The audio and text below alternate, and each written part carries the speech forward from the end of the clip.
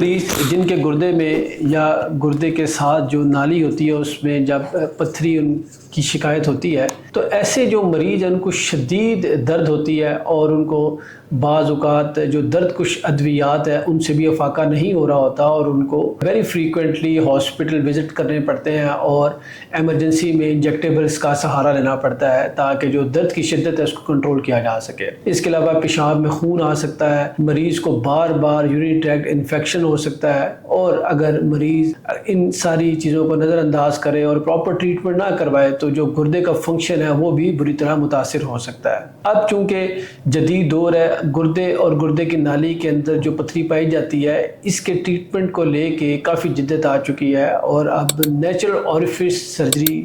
RAS جو ہے وہ کی جاتی ہے۔ اس سرجری کے حوالے سے بتانے سے پہلے میں آپ کو یہ بتانا چاہوں گا کہ آپ جو گردے کی پتھری ہے یا نالی کے اندر جو پتھری پائی جاتی ہے اس کی تشخیص کیسے کر سکتے ہیں۔ سمپل الٹرا ساؤنڈ پہ آپ کو اندازہ ہو جاتا ہے، لیکن آپ اس کا جو ڈائگنوسس ہے 100% جو کنفرمیشن ٹیسٹ ہے وہ CT اسکین ہے، اور آج کل CT اسکین ہی گولڈ سٹینڈرڈ انویسٹیگیشن ہے جس کو کر کے ہم یہ پتہ لگاتے ہیں کہ جو گردے کی پتھری ہے وہ گردے کے کس حصے میں پائی جاتی ہے، کیا یا نالی کے اندر پائی جاتی ہے اور اس نے گردے کو کس حد تک متاثر کیا ہوا ہے، اور جو سٹون ہے اس کی کثافت کیا ہے، کیا یہ سٹون سمپل میڈیکیشن سے نکل سکتا ہے یا نہیں نکل سکتا، یا جو بھی طریقہ علاج ہے وہ آپ ان ساری انویسٹیگیشن کو دیکھ کے جو ہے فائنلائز کرتے ہیں۔ اب اگر ہم RAS کی بات کریں تو ریٹروگریڈ انٹرارینل سرجری جو ہے یہ ہمارے پاس ایک فلیکسیبل سکوپ ہوتی ہے جس کو ہم پیشاب کی نالی کے ذریعے گردے کے اندر انٹر کرتے ہیں، اور یہ بڑی فلیکسیبل سی سکوپ ہوتی ہے جو کہ بڑی آسانی سے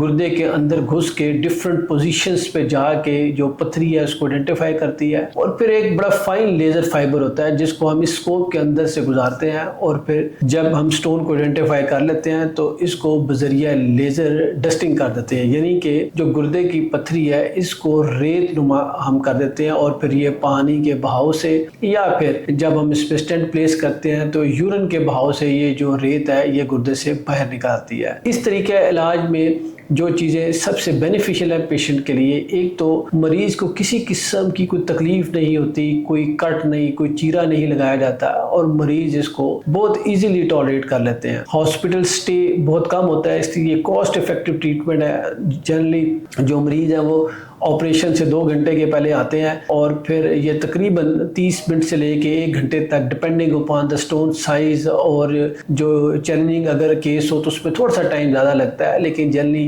1 گھنٹے کے اندر مریض کا آپریشن کر دیا جاتا ہے، اور پھر 4 سے 6 گھنٹے کے بعد مریض کو آپ گھر بھی بھیج سکتے ہیں۔ تو یہ جو ٹریٹمنٹ آپشن ہے it's very good for the patient. مریض کو کسی قسم کی کمپلیکیشن جو کہ دوسرے آپریشن جس میں اوپن سرجری یا پرکٹینیس سرجری جس کو PCL وغیرہ کہا جاتا ہے اس کے اندر مریض کو اکثر اوقات بلڈ پروڈکٹس کو ارینج کرنے کے لیے کہا جاتا ہے، اور مریض کی ساری پروفائلنگ کروائی جاتی ہے تاکہ کسی بھی ناگہانی صورتحال میں ہمارے پاس بیک اپ کے طور پہ ہر طرح کی جو فیسلٹی ہو۔ لیکن اس آپریشن میں جنرلی بلڈ ارینجمنٹ کے لیے بھی مریض کو نہیں ایڈوائز کیا جاتا۔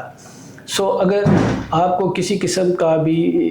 گردے میں پتھری سے ریلیٹڈ کوئی پرابلم ہے، یا آپ کی پتھری بڑی دیر سے گردے کی نالی میں پھنسی ہوئی ہے، تو اس کا جو علاج ہے آج کل وہ RAS کے تھری کیا جاتا ہے، اور مریض کو جو سرجری سے ریلیٹڈ ان کے جو خوف اور مسائل ہوتے ہیں وہ جنرلی اس آپریشن سے نہیں ہوتا، اور یہ جو ٹریٹمنٹ آپشن ہے اٹس دا ایکسیلنٹ، اور اس کے جو پیشنٹ سیٹسفیکشن ریٹ ہے وہ بہت زبردست ہے۔ اگر آپ کو بھی گردے یا نالی میں پتھری کی شکایت ہے اور آپ کسی قسم کا مشورہ کرنا چاہتے ہیں تو آپ مجھ سے رابطہ کر سکتے ہیں۔ Thank you.